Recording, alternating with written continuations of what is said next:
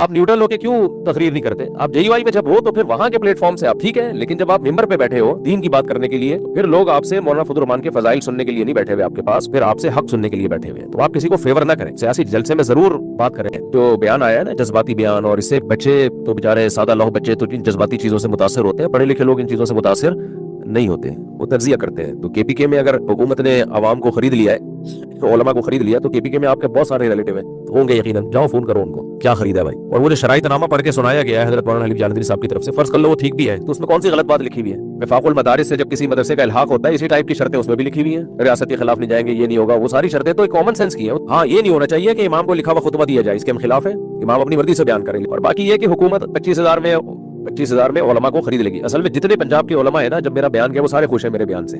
उलमा से मुराद जो मसाजिद के इमाम है, और जो इमाम नहीं है वो सारे नाराज हैं। ये होता है। अब जाहिर है जो इमाम नहीं है उनकी तादाद ज्यादा है, तो उनकी नाराजगी से हमें कोई वो नहीं है, फिक्र नहीं है, क्योंकि वो कुछ ले नहीं रहे ना, उनको कोई फायदा नहीं मिल रहा। तो जब कुछ मिल नहीं रहा होता तो बैठ कर बयान देते रहो। जिस बेचारे के पाँव में पहनने के लिए चप्पल नहीं है ना, आपने कोई इंतजाम किया उनके लिए। वफाकुल मदारिस में करोड़ों नहीं अरबों रुपए होते हैं, अच्छी बात है, होने चाहिए, तभी तो इतना बड़ा मदारिस का सेटअप चल रहा है। उन अरबों में थोड़ा सा छिड़काव इनके ऊपर कर दें, आप क्या ख्याल है? और अगर नहीं कर रहे, कोई मजबूरी होगी, तो फिर आप, अभी एक तहरीर भी आई है कि उलमा सुलहा हमेशा गरीब रहे हैं, और उलमा, ये तहरीर भी आजकल मुझे व्हाट्सएप पे लोग भेज रहे हैं कि उलमा जो है वो हमेशा गरीब ही रहे हैं, कसमा पुरसी में ही रहे हैं, और उलमा पे यही चीज सूट करती है। बिल्कुल सही है, तो फिर सबको गरीब होना चाहिए। फिर मुझे भी चाहिए कि मैं रक्शे में जाऊं, रक्शे भी नहीं, बाइकिया वाले से बाइकिया मंगवाऊं, गाड़ियां वाड़ियां, लैंड क्रूजर, ये प्रोटोकॉल और ये सब कुछ, वेस्ट कोट पहनना और बड़े बड़े जुब्बे पहनना, ये सब छोड़ दें। ये क्या बात है कि अपने लिए तो सब ये चाहते हैं कि हम लोग जनाब लग्जरी लाइफ हो, और मस्जिद के इमाम के लिए कि वो गरीब गुरबा किस्म का हो। ये नाइंसाफी है भाई। तो ये मौलाना फजल रहमान की मजबूरी है, वो क्योंकि अपोजिशन में है, तो वो ठीक है, वो सही कर रहे हैं अपने लिहाज। सियासत में यही होता है, क्योंकि अगर वो कहते हैं कि हुकूमत सही कर रही है तो उनका तो वोट खत्म हो जाएगा। जब जनरल मुशर्रफ था तो मौलाना फजल रहमान के जलसे में मैंने खुद शिरकत की है। इतना ज्यादा मौलाना फजल रहमान ने जनरल मुशर्रफ के खिलाफ तकरीर की, हमने भी नारेबाजी लगाए, सब कुछ।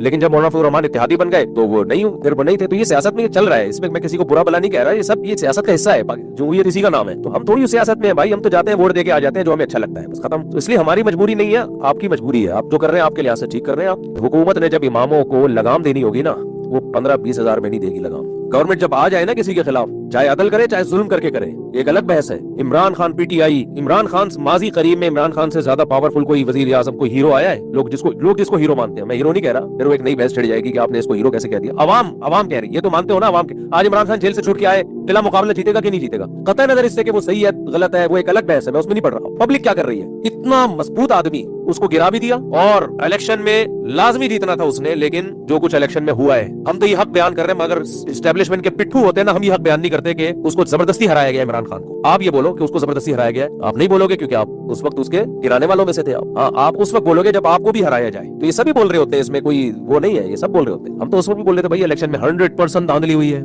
बिला मुकाबला जीतना था किसने? इमरान खान। हुकूमत ने उसको खड्डे लेने लगा दिया। समझ रहे हो, इतनी पावरफुल होती है गवर्नमेंट जब करने पर आ जाए। इसलिए अगर अल्लाह ना करे इमामों को लगाम देने पे आ गई, मदारिस को बंद करने पर आ गई, कुछ भी नहीं बिगाड़ सकते हम लोग। ये बातें हमारी कुछ भी नहीं। सबसे पहले आप मेरे और आपके लीडर भागेंगे यहाँ से, समझ रहे हो? सबसे पहले अगर सही अप्रोच, क्योंकि हकीकत ये है कि हम खुद बिला वजह मदारिस के तहफ्फुज का वो बेच रहे होते हैं कि मदारिस को खतरा है, और कोई खतरा नहीं है। मौलाना मजहूर मेंगल साहब का मदरसा चल रहा है, दारुल उलूम की, अल्लाह और तरक्की दे दारुल उलूम कोरंगी को। जाओ जाके व्लॉग बनाओ, वहाँ जाके देखो, आदमी मदरसे में घुसते ही हैरान हो जाता है कि यार अल्लाह और बरकतें दे, क्या शानदार मदरसा है। कोई मैली आंख उठा के अल्हम्दुलिल्लाह, ना हुकूमत में, ना एस्टेब्लिशमेंट में, ना पुलिस में, ना फौज में, कोई भी नहीं देख रहा। मदारिस को सिरे से कोई खतरा नहीं है, अल्हम्दुलिल्लाह, बहुत मजबूत है। इंडिया में खतरा नहीं है, यहाँ कहाँ से खतरा हो गया, जो एक बिल्कुल सेकुलर हुकूमत है। बर्मा में मदारिस को खतरा नहीं है, मैं वहाँ गया, बहुत सारे मदारिस बने हुए, इसलिए ना मदारिस को अल्हम्दुलिल्लाह कोई खतरा है। और ये इतने मदारिस बंद कर दिए, ये कर दिए, वो सारे वो बंद किए जो वफाक के ज़ेरे तहत नहीं थे।